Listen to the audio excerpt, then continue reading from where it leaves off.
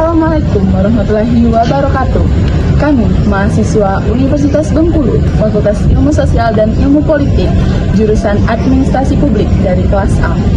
Di sini kami akan mempresentasikan video presentasi kami mengenai materi Indonesia Negara Kesatuan dengan Sistem Desentralisasi yang diampu oleh dosen Ibu Yori Hardayani SIP MSI dan Pak Anggi Saputra SAP MAP. Selamat menyaksikan.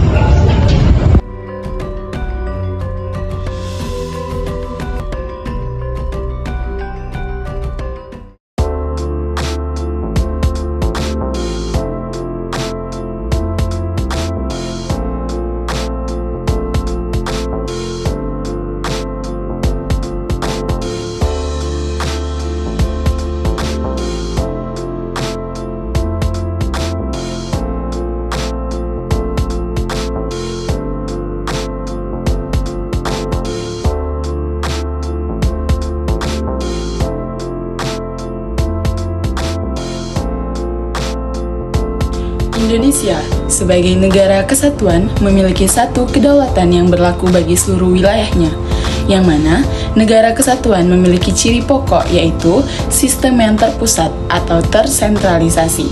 Namun, luasnya wilayah, keberagaman sosial budaya, serta perbedaan kebutuhan antar daerah menuntut adanya pembagian kewenangan antara pemerintah pusat dan pemerintah daerah.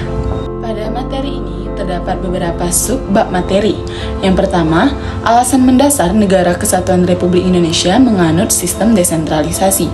Yang kedua, desentralisasi dan daerah otonom dalam konstitusi. Yang ketiga, bandul desentralisasi dan dekonsentrasi di Negara Kesatuan Indonesia. Yang keempat, daerah otonom dalam Negara Kesatuan Indonesia. Yang kelima, visi misi pemberian otonomi daerah, dan yang terakhir, otonomi daerah mewujudkan pemerintahan yang efektif dan demokratis.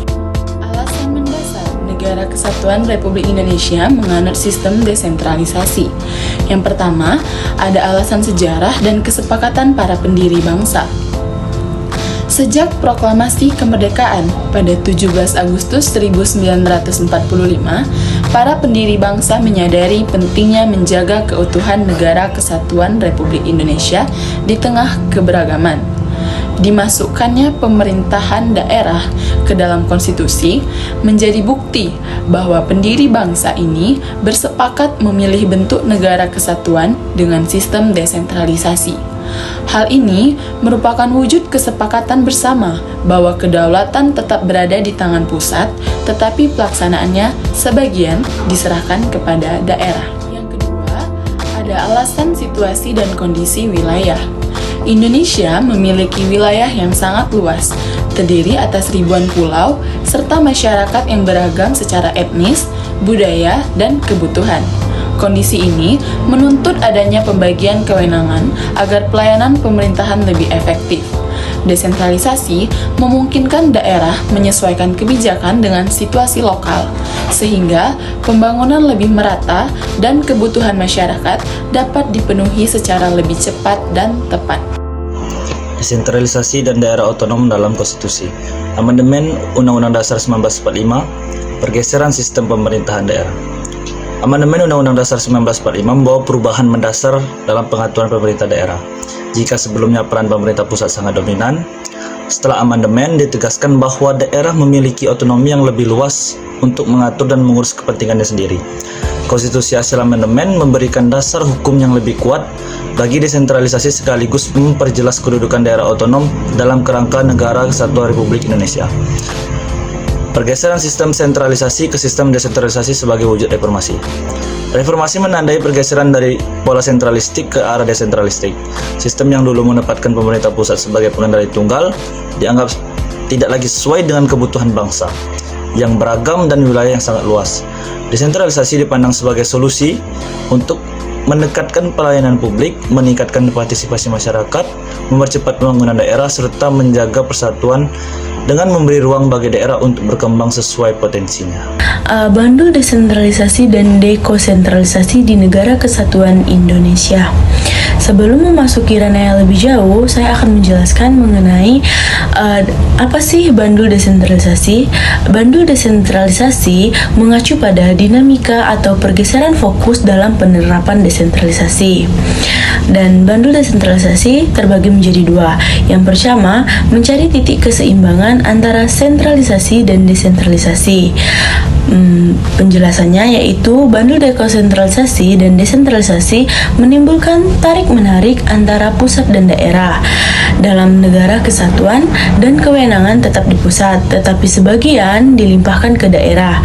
Tantangannya adalah menjaga keseimbangan agar desentralisasi tidak melemahkan negara dan sentralisasi tidak menghambat kemandirian daerah. Keseimbangan tercapai jika pusat dan daerah sepakat bahwa otonomi luas adalah pilihan terbaik untuk keberlangsungan pemerintah di Indonesia pada saat ini.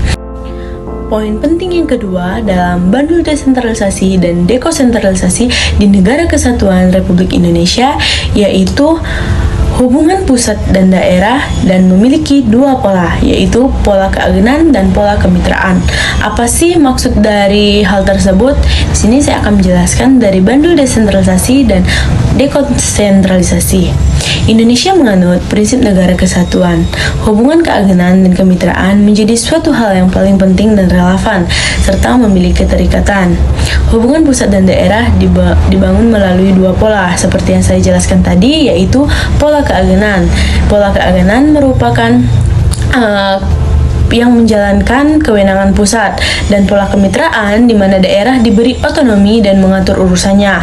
Kedua pola ini dipadukan agar terciptanya sinergi dan penyelenggaraan pemerintah yang terikat dan terjalankan dengan baik serta memiliki pola aturan yang benar. Daerah otonom dalam Negara Kesatuan Indonesia. Pertama, otonomi daerah hasil amandemen kedua. Amandemen kedua UUD 1945 menegaskan bahwa daerah memiliki kewenangan otonomi yang luas untuk mengatur dan mengurus kepentingan sendiri dalam rangka NKRI dengan prinsip desentralisasi yang jelas secara konstitusional. 2. Model otonomi daerah di Indonesia pasca reformasi. Pasca reformasi, Indonesia menerapkan model otonomi luas yang menekankan kewenangan besar di tangan daerah, terutama kabupaten atau kota, untuk mempercepat pelayanan publik dan pembangunan sesuai kebutuhan masyarakat lokal. 3. Kebijakan otonomi daerah. Kemandirian manajemen pemerintah daerah. Kebijakan otonom daerah mendorong pemerintah daerah agar mandiri dalam manajemen pemerintahan, keuangan, dan pembangunan. Hal ini diharapkan dapat meningkatkan partisipasi masyarakat, efisiensi pelayanan, serta pemerataan pembangunan antar daerah. Visi misi pemberian otonomi daerah.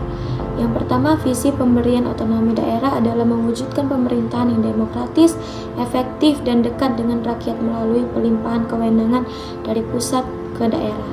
Otonomi daerah dipandang sebagai sarana untuk memperkuat persatuan nasional dengan memberi ruang bagi keragaman lokal. Misi utamanya meliputi peningkatan pelayanan publik, percepatan pembangunan daerah, pemberdayaan masyarakat, pemerataan hasil pembangunan, serta menciptakan kemandirian daerah dalam mengatur rumah tangganya sendiri. Dengan demikian, otonomi daerah diterapkan mampu menyeimbangkan kepentingan nasional dengan kebutuhan lokal. Otonomi daerah memberikan kewenangan luas bagi daerah untuk mengatur dan mengurus kepentingannya sendiri dengan kedekatan pemerintah daerah terhadap masyarakat. Pelayanan publik dapat dilakukan lebih cepat, tepat, dan sesuai kebutuhan lokal sehingga pemerintahan menjadi lebih efektif. Selain itu, otonomi daerah membuka ruang partisipasi masyarakat dalam proses pengambilan keputusan dan pembangunan. Hal ini menjadikan penyelenggaraan pemerintahan lebih demokratis, transparan, serta akuntabel sekaligus memperkuat persatuan nasional dalam bingkai negara kesatuan. Kesimpulan dari materi kami yaitu Indonesia sebagai negara kesatuan tetap mendapatkan kedaulatan di tangan pemerintah pusat, namun dalam praktik penyelenggaraan pemerintahan menerapkan sistem desentralisasi. Hal ini dilakukan untuk menyesuaikan dengan kondisi geografis yang luas dan keragaman masyarakat, sekaligus menjamin efektivitas pelayanan publik serta pemerataan pembangunan. Desentralisasi memberi ruang bagi daerah untuk mengatur dan mengurus kepentingannya sendiri melalui otonomi daerah tanpa mengurangi prinsip keutuhan NKRI. Dengan demikian, sistem desentralisasi dalam negara kesatuan menjadi strategi penting untuk mewujudkan pemerintahan yang demokratis, partisipatif, dan responsif terhadap kebutuhan masyarakat.